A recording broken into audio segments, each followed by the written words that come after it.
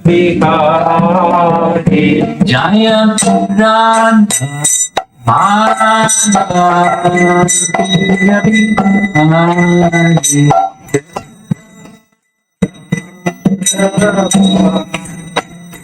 Jaya Bihari Gopi Jana Bhananda Girivardhari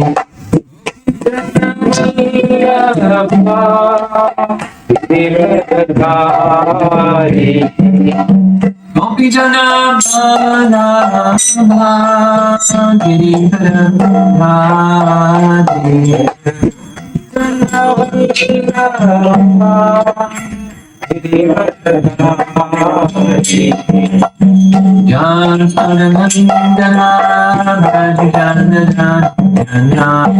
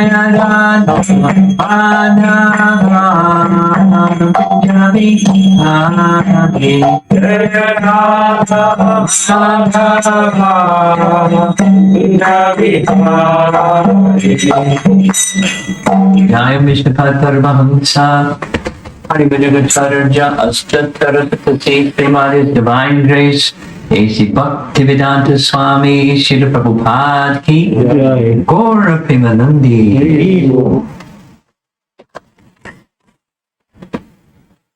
Om Namo Bhagavate Vasudevaya Om Namo Bhagavate Om Namo Bhagavate Vasudevaya Om Namo Bhagavate Vasudevaya Namo Bhagavate Vasudevaya Om Namo Bhagavate Vasudevaya.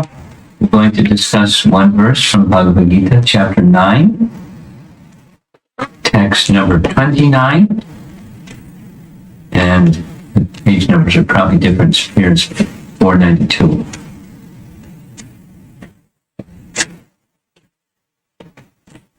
Seven 29. We discussed yesterday evening 727, 728 as follows, 727, they're in a series. So 7, just the context, 727 is the karma yoga teaching. Whatever you do, offer the results to Krishna. And then 28 says, when you do that, here's what happens. The fruit is, in this way you'll be free from bondage of work, no karma, no karma, and its auspicious and inauspicious results, Shubha Palayar Evam, Moksha say, Karma Bandhanai. With your mind fixed on me in this principle of renunciation, you'll be liberated and come to me. So renunciation from the fruits, but it's a intermediate step. It's not directly bhakti, but it's giving the fruits to Krishna. So that's what we discussed yesterday. Now, text 29 follows from that, just to kind of summarize. Krishna is saying, I'm equal to everyone, but I'm partial to my devotees. Which sounds like he's partial to his devotees. And partiality is a fault. It's a dosha. So it's an important topic. And, sometimes it gets discussed from time to time in Bhagavad Gita study groups. Is Krishna partial or impartial? Or is he both? He is sometimes partial and sometimes impartial. The answer is quite simple, but it follows from the previous two verses. So let's chant the verse together a couple of times. Samoham sarva bhuteshu name dveshosti na priyaha ye bhajanti tamam bhaktya maiteteshu chapyaham samoham sarva bhuteshu name dveshosti na priyaha ye bhajanti tamam bhaktya maiteteshu chapyaham.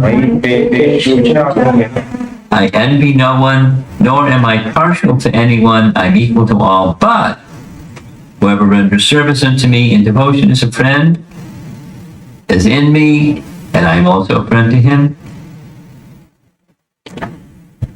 But, two, it's a Sanskrit term, it's an important word. Purport by Srila Prabhupada. One may question here, if Krishna is equal to everyone and no one is a special friend, then why does he take special interest in the devotees? We're always engaged in the transcendental service. But this is not discrimination. Semicolon, it is natural. Any man in this material world may be charitably disposed, yet he has a special interest in his own children. The Lord claims that every living entity, in whatever form, is his son. And so, he provides everyone with a generous supply of necessities of life. It's just like a cloud which pours rain over all over, regardless of whether it falls on rock, or land, or water. But for his devotees, he gives special attention. Such devotees are mentioned here, colon. They are always in Krishna consciousness, and therefore they're always transcendentally situated in Krishna. That's from the previous verse. The very phrase, quote, Krishna consciousness, unquote, suggests that those who are in such consciousness are living transcendentally situated in him. The Lord says here distinctly, Maite, they are in me. Naturally, as a result, the Lord is also in them. This is reciprocal. This also explains the words, Ye tamam prapadyante tam satai prapajamyaham. Whoever surrenders unto me proportionately, I take care of him. This transcendental reciprocation exists because both the Lord and the devotees are conscious. When a diamond is set in a ring, it looks very nice. The gold is glorified, and at the same time the diamond is glorified. The Lord and the living entity are eternally glitter. Nice poetic. And when a living entity becomes inclined to the service of the Supreme Lord, he looks like gold. The Lord is diamond. And so this combination is very nice. Living entities in a pure state are called devotees. The Supreme Lord becomes the devotee of his devotees. If a reciprocal relationship is not present between the devotee and the Lord, then there's no personalist philosophy. In the impersonal philosophy, there's no reciprocation between the Supreme Lord and the living entity, but in the personalist philosophy, there is. Paragraph. The example is often given that the Lord is like a desire tree, and whatever one wants from this desire tree, the Lord supplies. But here, the explanation is more complete. The Lord is here stated to be partial to the devotees. This is the manifestation of the Lord's special mercy to the devotees. The Lord's reciprocation should not be considered to be under the law of karma. It belongs to the transcendental situation in which the Lord and his devotees function. Devotional service to the Lord is not an activity of this material world, semicolon. It is part of the spiritual world where eternity, bliss, and knowledge predominate.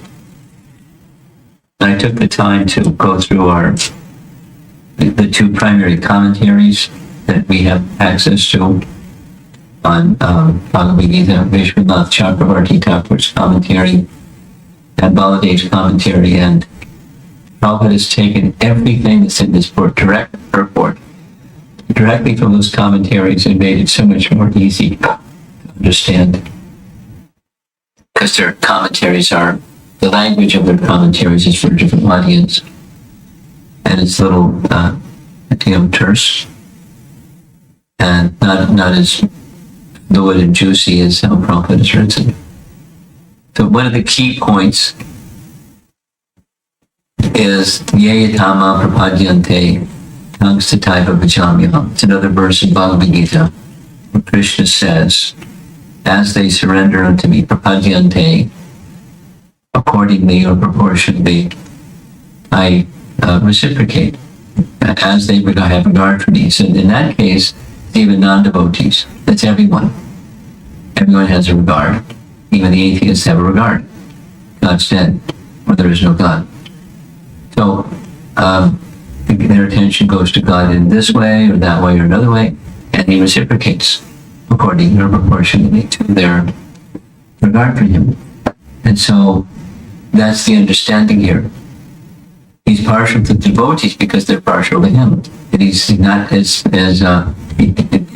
those who are indifferent to him, he's indifferent in, at least through Prakriti, it's not, it doesn't extend the same personal care because they want to be left alone. They want their independence. And so they can't be independent. They have to be dependent on something. So it's the Prakriti, and Prakriti moves according to their karma.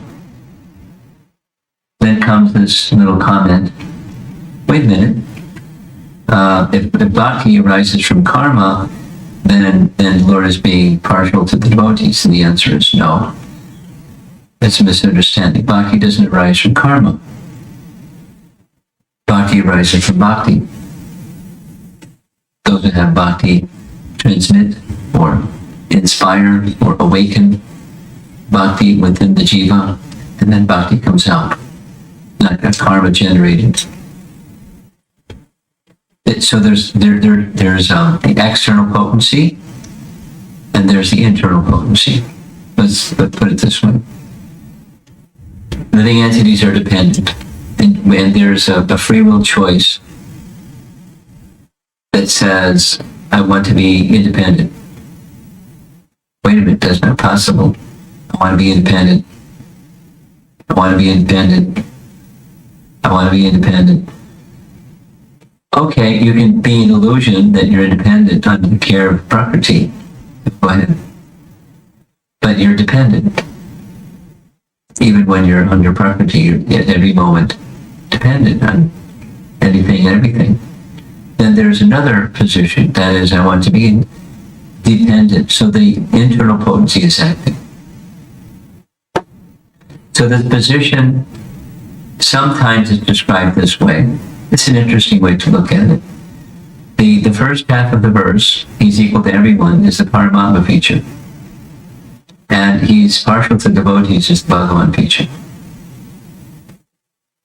Because if they're turning towards Krishna with loving service, loving mood, that's Bhagavan. And he reciprocates as Bhagavan. And if they don't have regard for him as Bhagavan, okay. And then he grants their desires and their deserves according to their regard for him. The karma. And then karma has its just rewards and punishments.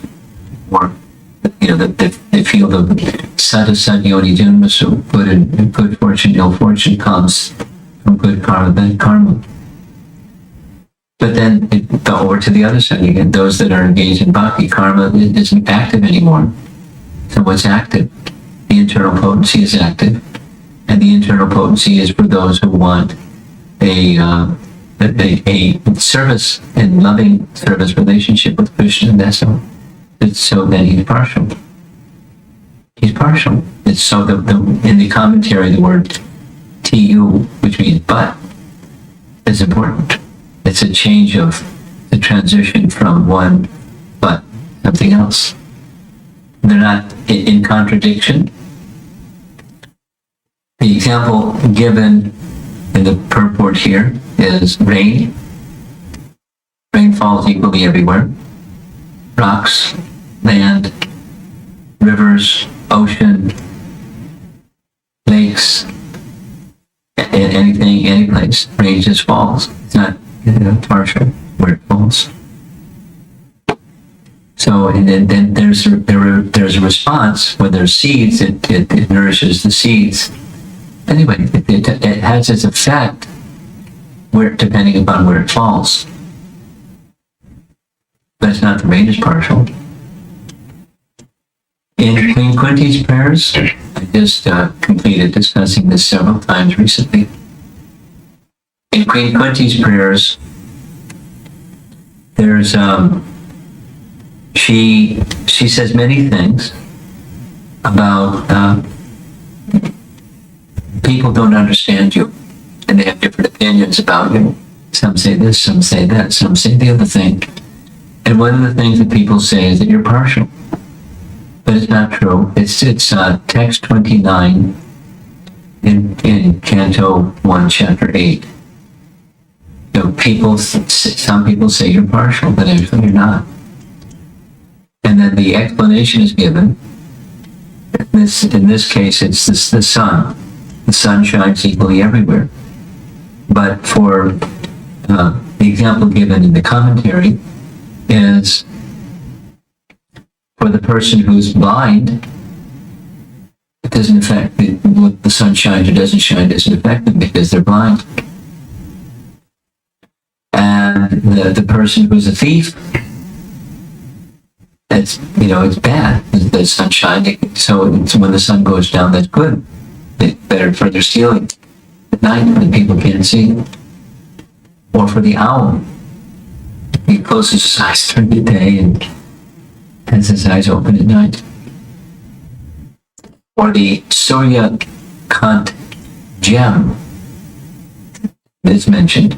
Surya Kant gem is a gem that not just reflects light of the sun, but it absorbs and gives off light like the sun gives off light. It's a special kind of gem. So it derives its light from the sun and then shines like the sun. And the Chakravaka birds, they like very much because at the end of the day now they can go and do their bird thing. So the conclusion is the sun's the same sun shining everywhere or not shining, and there are different receptivities to that sun. So that's the I'm equal to everyone. Samaham Sarvabhuteshu. He is equal to everyone. But those who are devoted to me, they're in me. I mean, That's their disposition towards Krishna.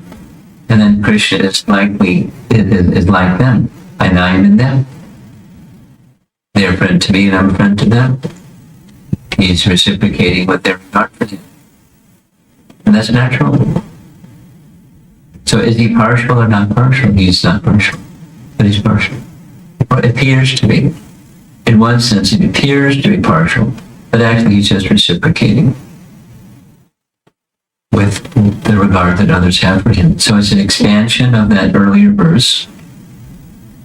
It connects with the previous and then the next verse.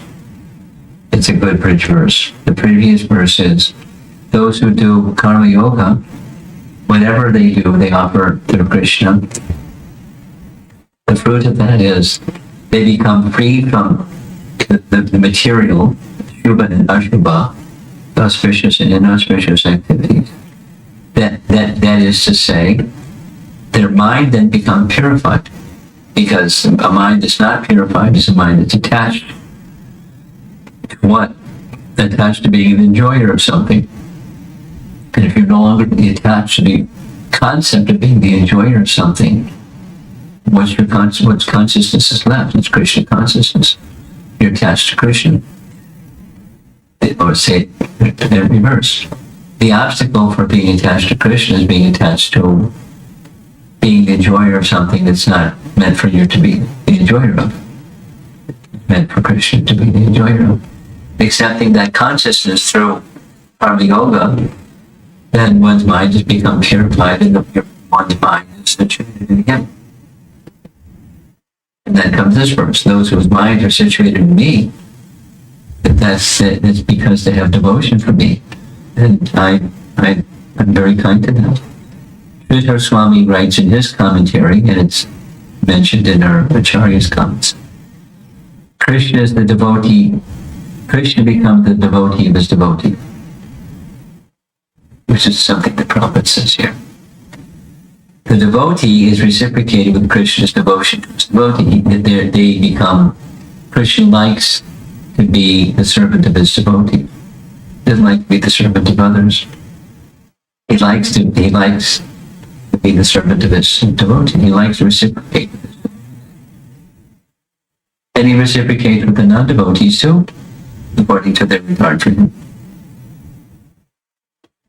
And so it's to worldly people, it sounds like a lot of double talk, or it's a mystery that has no solution. But it actually has within the bhakti realm, it has a solution. Or one will not understand Krishna without bhakti. One will understand Krishna only through bhakti.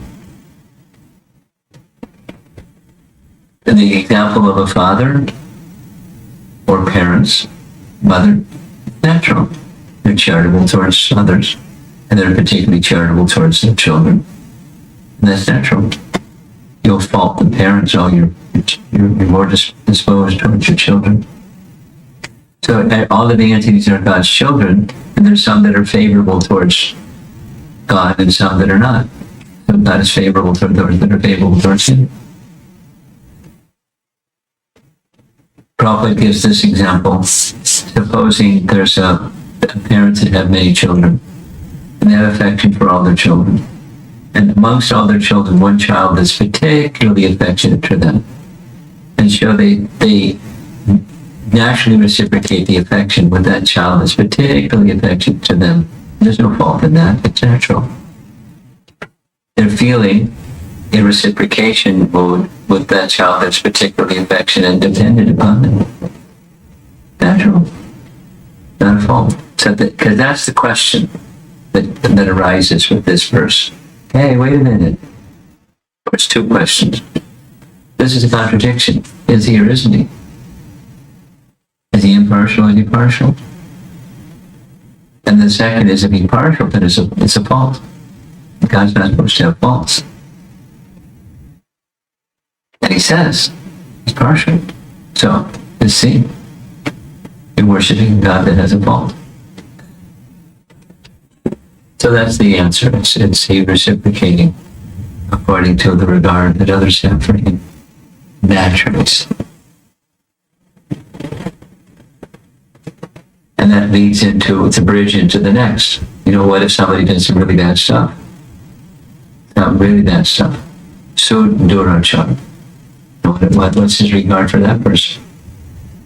He considers them saintly. Why? Vajate Mamanandipa. Because they're engaged in unavoided devotional service. And he'll correct the bad. Chipram Bhavati Dharma, that's the next verse. So it's the conversation, the flow of these points is very natural. It's helping us to understand the confidential nature of devotional service, because that's the title of the chapter. Most confidential knowledge. To how to understand bhakti. It's the reciprocation of Krishna. Less than complete reciprocation is just giving the results to Krishna. The fruit of that is the mind becomes cleansed, one becomes liberated from karma and indifferent to Shubha and Ashubha, because the criterion is not Shubha. I want to avoid bad stuff. So do the Shubha and just stay away from the Ashubha. It's another standard than that religiosity. It's everything goes to Krishna.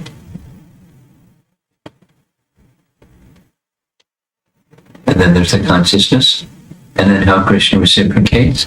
And even if they do some big mistakes, Krishna considers them saintly, and he's advising us to consider them saintly.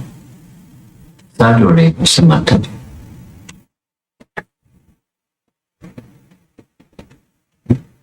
Okay. Bhagavad Gita 9.29.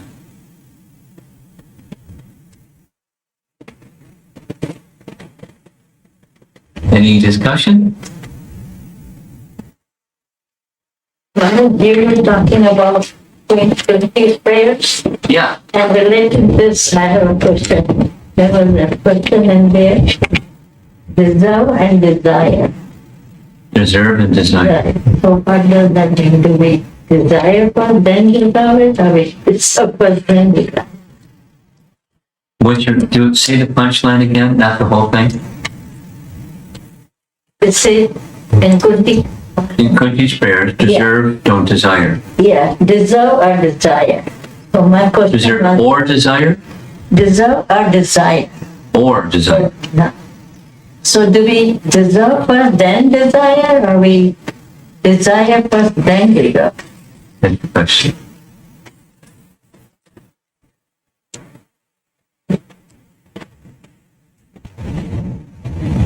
Well, generally people desire first. And they may or may not deserve. That's generally how it goes. So the advice for such a person, which I think is what you're asking, is, okay, you have a desire, but what's your eligibility? What's your adhika? What's your qualification? What ways are you deserving of that which you desire? So it still starts with desire, but then how to have that desire fulfilled? We have to have the qualification to have it fulfilled. So then first comes desire, and then comes deserve, and then comes the qualification to have that desire fulfilled. So how to fulfill that desire? How to fulfill the desire? Well, by effort and mercy. That's how you fulfill desire. So effort, part of an effort is to, whatever there is in this world, worldly things. What to speak of transcendental things. But you have to have the qualification to become a medical doctor. Supposing I have a desire to become a medical doctor. Now, then what? I have to qualify myself. Now I can be a medical doctor. To qualify. So there's for material things there's a path, and for spiritual things there's a path. Spiritual. Yeah. So supposing I want to be with Krishna again. I have to qualify myself to be with Krishna again. And it's not just like, it's not mechanical, not automatic, not a vending machine. Get the right coins and pull the right lever and down comes I'm with Krishna again. There's mercy involved. There's mercy involved in the other also. To become medical, some people strive, they don't become. And how does the karma works with that? Is it in our previous life, our karma to take this life? Well, karma in our present life, as well as previous life, affects this life. Karma is it's action, but behind action is volition. It's similar to your question about desire. There's a free will choice influenced by the modes of nature, and then comes some activity, karma. So prior to the activity, there's a free will choice being made. And in material existence, influenced by the modes. So, if I desire to hurt somebody, some people desire to hurt somebody. So, that's the mode of nature. But behind, there's something behind it. Desire, and then the modes of nature, and then the action. And then there's a consequence for those actions, good or bad or mixed. So specific to this, the first question you're asking, where does the second question fit in? The second question was, how do we reach that? How do you reach what? The fulfillment of a desire. No salvation. You keep on doing what we were told, and then more than that, then That's the endeavor part. our previous karma That's the endeavor part. disrupt that. But if one is a devotee, you're a devotee. So when one is a devotee, then the rule of karma takes a back seat. It dissipates and dissolves. So there may be some residual effect, like the example Prabhupada gives of the spinning of the blades of a fan. So you shut the electricity, the blades of the fan may continue to spin slowly because it was previously spinning. But because there's no more electricity going into the system, it'll stop. So karma subsides and stops. You're not generating new karma when you become a devotee, and becoming a devotee means not just do's and don'ts, but it's the essence of devotion is for the pleasure of Krishna. It's like the previous, you had Karoshi and this Nasi. You give the results to Krishna, you make your Krishna connection part of your life, that's bhakti. But it may be an incomplete kind of bhakti, maybe with the blades of the fan still spinning kind of thing, where I understand the law of karma, I don't want bondage. So what's my solution? I'll continue doing things I like to do. And the action of karma will subside if I give the results of those things I like to do. And I'm doing it because I like to do them. So, but I don't want the bondage of doing them. So I'll give the results to Krishna. It's a calculation. As one moves along that path, then karma dissipates. New karma is not generated. Old karma is dissipated. New karma is not generated. And one gradually comes to a position of karma-free life. Does that answer your question? I'm still a little bit confused. Okay, ask again. Like if you are If you're hurting some devotee's feeling, how does it affect my karma? Oh, it doesn't. That's Well, a lot depends upon intention. Hurting another devotee's feelings may not at all be your intention, and there's no karma involved. but unconsciously, like, you're talking about some devotee and then, like, oh, things like that go on my mind. Right to think that? If you're speaking ill of a devotee, Yes. okay, having a bad thought and then speaking the bad thought about another devotee, your question is, does that generate bad karma for you? Is that your question? Yes. Well, it doesn't generate karma, but it generates something else, because it's an offense to sadhu ninda, to speak ill about devotees. Then comes this, gray area or fine line area of, if I'm just simply uttering the truth, I'm not intending to speak ill, I'm being discerning. That's different than vilifying.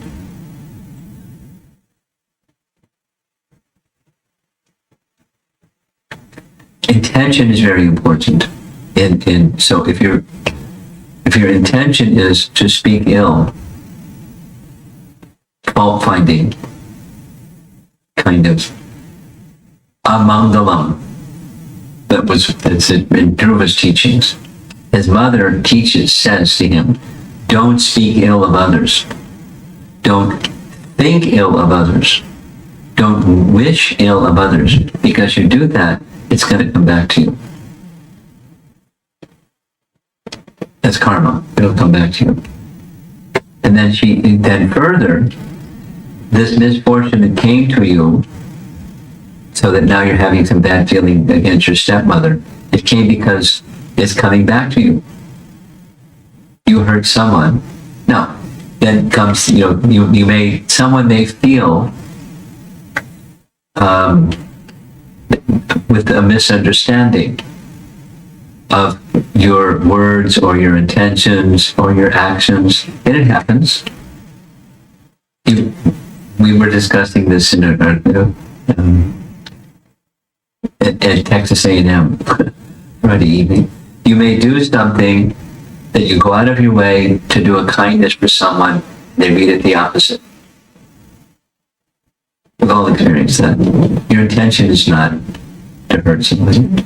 But you're speaking specifically of, you're in a conversation with somebody and you're saying something bad about a devotee.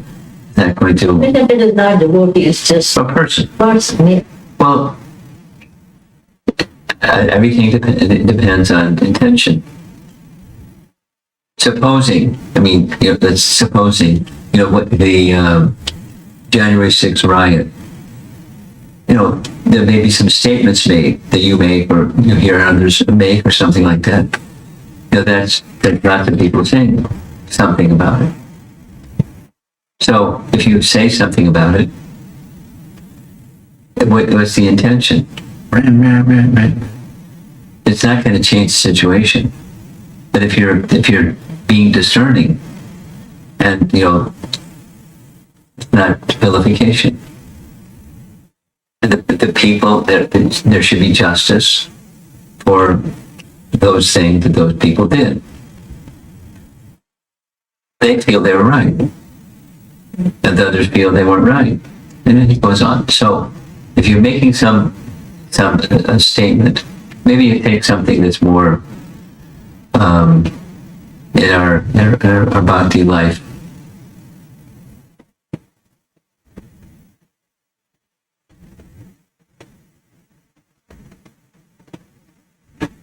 Here's an example. This came up 2 days ago. There's a devotee that's been at Stanford University graduate, PhD, smart man. He was requested by Sheshika Prabhu to study and teach Vedic cosmology. So he did for some number of months, and then he taught a seminar.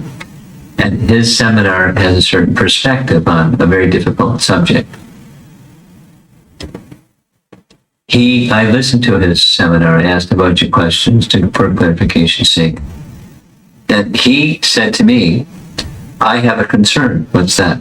My concern is when they finish the TOVP, do they have a plan or not to respond to, here's the Vedic cosmology concept?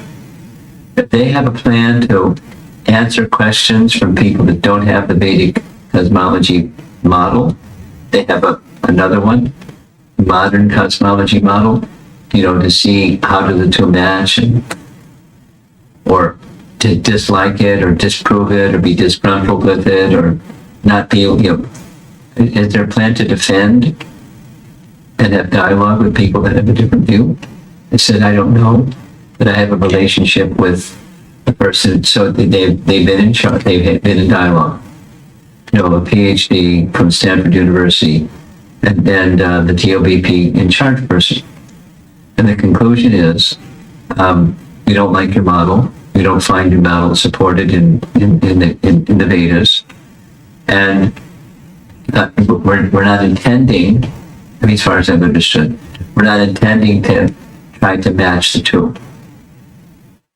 So this devotee contacted me, won the Stanford University PhD. What do you recommend? Because I'm concerned. Okay, they don't like the model, but I'm concerned that when this gets the eye of scholars, so he's not finding a fault. He has concern.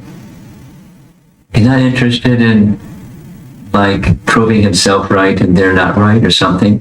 He's concerned with the integrity of the whole purpose. But he understands the purpose. It has to be able to withstand persons that have other points of view than the Vedic cosmology model. So we had some discussion about it. I said, I understand your mood, and I understand the TOVP in charge person's mood, and you need to dialogue. But the purpose is not I'm right, you're wrong. The purpose is the integrity of the Vedic model. If it can't be responsive to other points of view, then it seems to me you're inviting disturbance instead of being prepared. Do they have a plan? Because that was the starting question, and he doesn't have an answer yet. So continue the dialogue. So the intention is not you people don't get it, and I get it. So let's listen to me. So it's not like that. There's other examples. In the world, there's personalities that are different, and they have a different way of seeing the same thing. Now, what happened? How do you work that out? When two people, or more than two people, see the same thing in a different way. It's right in Queen Kunti's prayers also. It's right in Dhruva's prayers, or Dhruva's teachings. So the Vedic model is seek to understand and reach a conclusion. So if the goal between yourself and another person is there's a difference of view, so you don't criticize the person. And you're not just trying to defeat the other view. You're seeking truth. So that's an elevated mode of living, but then it's not in the realm of offense. It's not the realm of karma generating. Cultured people know how to communicate like that, and most people aren't cultured. And so they bash, I'm right, and just ask me and I'll tell you I'm right, and I'll tell you why I'm right. And don't ask me to look at something other than my view. Anyway, there's different ways of interacting when there's differences. There's a Vedic way.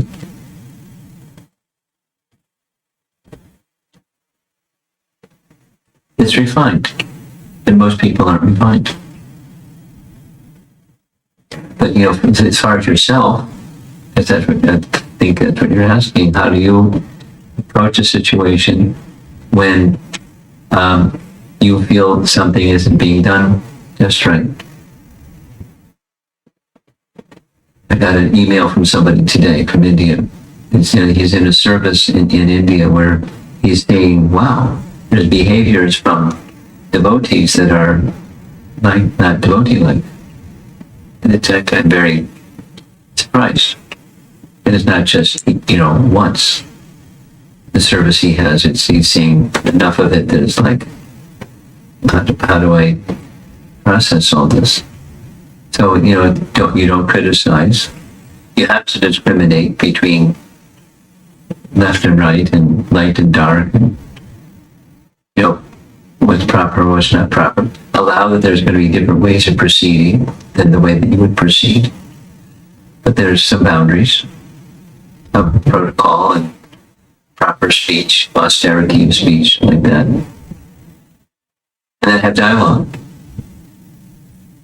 But whenever you speak about something or someone or a situation, be in the mood of service. Discriminate.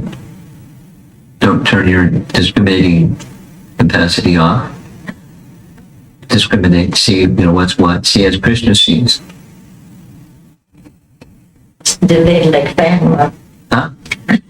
Turning off is delayed like a fan turning. Yeah, it'll still spin. The protection is the mood of service. Because even if you're not on mode of service, you know, the mode of proper speech about a situation, Krishna will correct it. When one has that regard of wanting to please Krishna, and you know, back to 7.28 Bhagavad Gita, whatever you speak, let it be for Krishna. And so you work towards that way of life, the blades of the fan will slow down. And if there's some discrepancy, Krishna will correct it in you. And the person anyone who wants to sincerely, genuinely, with devotion, try to please him. That's our protection. Bhakti is our protection.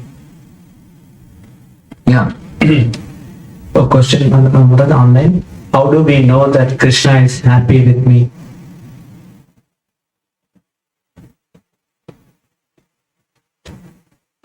Guru Sadhu Shastra. So for sure, you know, read Prabhupada's books, and you'll know what are things that are pleasing and not pleasing to Krishna through scripture, and the application of scripture through Sadhu and Guru. Have someone close to you who's a mature, seasoned devotee, and ask that mature, seasoned devotee if my approach in this particular situation or another situation is pleasing to Krishna. That's the sadhu element. Okay. Hare Krishna, Maharaj. Hare Krishna. I want to ask something about your experience on chanting. Do you love chanting? I love to love chanting. And the sine curve is my experience. Sometimes more, sometimes not as much. Unsteady. So when you are feeling happy and you are chanting, do you feel very blissful, and do you see God at some point that, okay, I'm experiencing God right now? That kind of a feeling. Not exactly. I feel feeling a connection for sure. But, you know, I guess it's maybe language, but you're feeling connection. And, you know, connection means all of what Krishna is coming my way, or coming our way.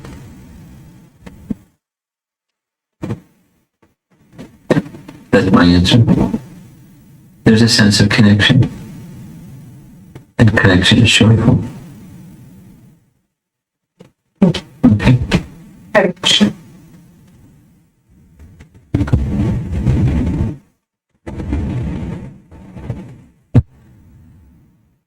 Krishna Maharaj. Hare Krishna.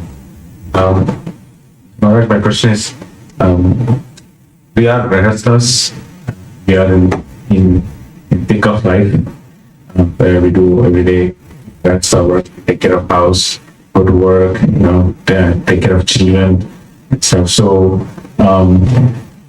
is there any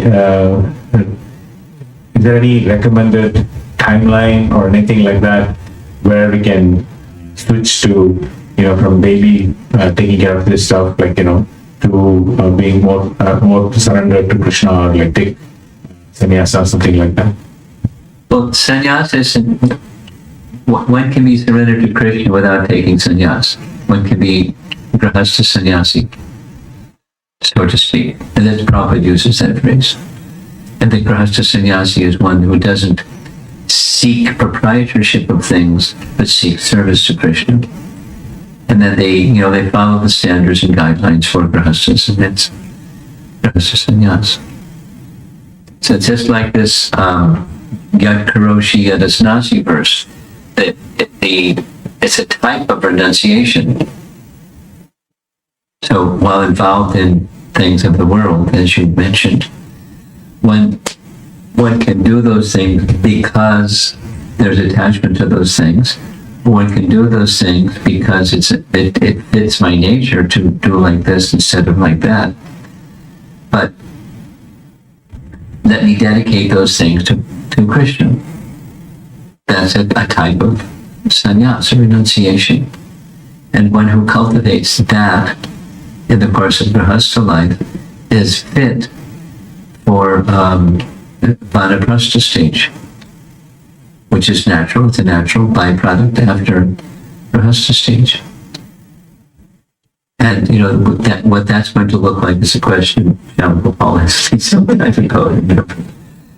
I didn't give a very good answer. I said, look at the Bhagavatam, and what the Bhagavatam says in the 7th canto is like, it doesn't fit our present age, but there are principles involved that where one winds down the business of family and this and that, the worldly things, and becomes more involved in direct devotional activities. It's not yet, the stage of sannyas, but it's a stage of dialing down one and winding up the other one, or increasing the other. Visiting holy places, hearing from saintly people, etc., etc. Those are traditional things. Then come back. It's a state, and spend time, then go back again, and gradually detaching from the comforts that go along with the comfort zone of family life, and gradually moving towards a detached stage. There are grahasthas, I know, that they are living their life as you described, with their job and with their children and with their house and this and that. Consciously, I'm preparing for that stage of life when we, husband and wife, will enter vanaprastha stage, and then we're going to do these things and so forth. And eventually, the son will, it's very clear that these families I'm thinking of, their son will look after the mother, and then the father will go off in the setting sun at a sannyas stage, and they're very clear about it. Or is it a recommended timeline, or is it going to be a gradual process? It's gradual. I mean, the thing to do at this stage is do your duties in the way that they just described, the way the Bhagavad Gita describes. Do, as Krishna is indicating to Arjuna, perform your prescribed duty and always think of me. And how to always think of Krishna when you're absorbed in material things, if you're attached to those material things that you're absorbed in, the thought isn't going to be with Krishna, it's going to be in those things. And the adjusting and the complications and readjusting and anxieties and stress, and then, Krishna's gone. So that has to, these principles of detached work. Not karma sannyas, but karma pala sannyas, karma pala tyag. That's Bhagavad Gita. That's the preparation for, that's what you do now. The timeline is you start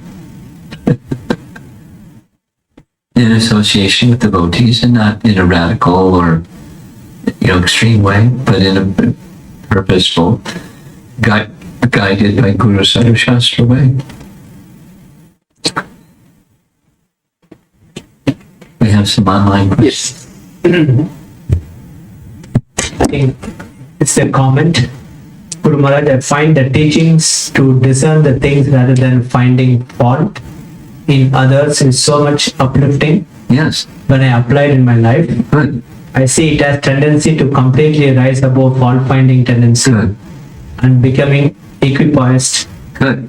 Thank you so much for your guidance. Now, it's easier said than done, but in other words, knowledge is not sufficient. Devotion is sufficient. Devotion provides knowledge and the discriminating factor of the intelligence and the mood of being in service. The bhakti is our protection. Same as I said earlier to share money. Bhakti is a protection. You have something? Yes, Maharaj. Hare Krishna, Maharaj. Maharaj, in yesterday's class you mentioned about Bhagavatam reading has to come from your heart. That was a very eye-opener for me, not for the sake of knowledge. Could you a little bit elaborate on that? I did it for about 20 minutes, no, 10 minutes yesterday. You want to hear it again? Do a rerun. Just about the from the heart part, Maharaj. Okay, well, the from the heart part, there's a ask Vamsidhari. There was a whole part of a festival of the holy name on the title of it was From the Heart. And what does it mean? Because it sounds like that's what you're asking. Yes. There was a whole presentation on that particular question, 45 minutes on that question. So he can send you the link and you can listen. In short, it's from Rupa Goswami's writings, Anukulena Krishna Anushilanam. That's the Sanskrit, is from the heart. So from the heart means that Krishna is to be pleased. There's an object, there's an activity, and there's the intention behind the activity directed towards the object, and that's that Krishna should be pleased. That's the heart of bhakti. To open the heart is the reading, and it was specific. The question yesterday was about reading in Bhagavatam. The purpose of reading is not so I have more information. You get more information for sure. Not so you get more knowledge. You get more knowledge, that's for sure. But I wish to be closer to Krishna. This is the bhakti principle that protects us and lifts us. Krishna, I'm inadequate in my qualification. Back to this question Shiromani was asking. I don't have the qualification at the present moment to be very pleasing to Krishna. I want to be more capable and qualified or prepared to be able to be pleasing to Krishna. And this is going to help me. That's, you start with that. That's the open the heart and fill your heart up with knowledge and detachment that will teach me how to be closer to Krishna. Now, it's nice sounding, but if you cultivate it, it becomes your way of life, as opposed to the information gathering way of life that we're used to. Modern education is information, information, information. And spitting it back out, and now you get an A in your exam. So it's not character building or heart transforming, it's information. It's not just IT jobs, it's modern education. Without character, without the transformation part. So the Bhagavatam is not that kind. There's lots of information, lots of higher knowledge, really high knowledge. But anyway, it's another purpose. Okay. Thank you, Maharaj. Hare Krishna.